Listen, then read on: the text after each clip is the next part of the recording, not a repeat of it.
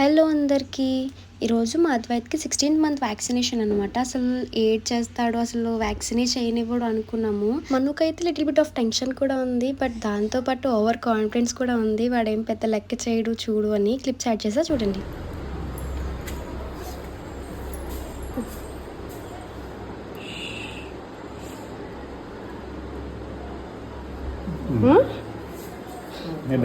అరే ఏం పెద్ద లెక్కే ఉందో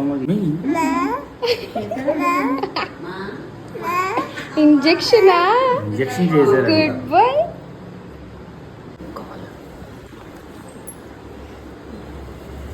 చూసుకుంటున్నాడు కూడా. సరే సరే సరే లేదు, అయిపోయింది అయిపోయింది.